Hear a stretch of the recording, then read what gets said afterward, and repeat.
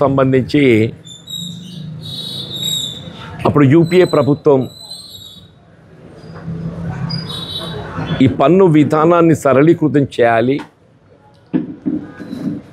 వినియోగదారులపై ఏదైతుందో పన్ను భారం తగ్గింపు చేయబడే విధంగా ఉండాలని చెప్పనే భావనతోని ఈ జిఎస్టీ విధానాన్ని రూపొందించడం జరిగింది. సరే, తదుపరి 2014లో అధికారానికి వచ్చిన ఎన్డీఏ ప్రభుత్వం అంటే బేసిక్గా ఏ లక్ష్యంతోనైతే జిఎస్టీ విధానాన్ని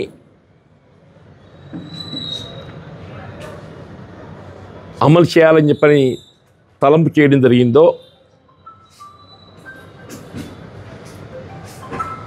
దానికి అనుగుణంగా పన్ను విధానం సరళీకృతం చేయబడి వినియోగదారులపై పన్నుల భారం తగ్గే విధంగా ఉండడానికి ఉపయోగపడుతుందని భావించిన జిఎస్టీ ఇప్పుడు ఏదైతే మారిన పన్ను విధానం 22 సెప్టెంబర్ మనకు దేవి నవరాత్రుల ఆరంభంకి వెళ్ళి మనం ఇది అమలు తేవాలని చెప్పి సంకల్పించిండ్రో ఈ స్లాబ్ అనేది ఏదైతుందో ఇది ఓల్డ్ స్టాక్ న్యూ స్టాక్ అని చెప్పని ఈ షాప్ కీపర్స్ ఏ పన్ను వసూలు చేస్తున్నా కూడా తెలుస్తలేదే.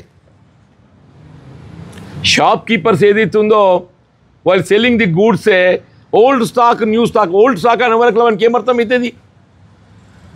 ఇప్పుడు మీ షాప్కి పోయినామంటే we feel it's a new stock. ఇవాళ 22కి వెళ్ళి ఏదైతుందో కొత్త పన్ను విధానం అమలు చేయబడుతుంది కాబట్టి ఏదైతుందో ఆటోమేటిక్గా ఆ ప్రైస్ వీళ్ళు పాత పన్ను విధానం మళ్ళీ మీరు అమలు చేసే దాన్ని అరికట్టాలి. అందుకోసమే నేను జిల్లా కలెక్టర్ విజ్ఞప్తి చేస్తున్నా, ప్రతి వ్యాపార కేంద్రం ఏదైనా కానీ ఈ సేల్ పన్ను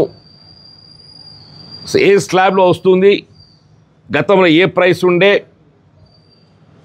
ఇప్పుడు ఏ ప్రైస్, ఆ వ్యత్యాసం ఏదైతుందో వినియోగదారుని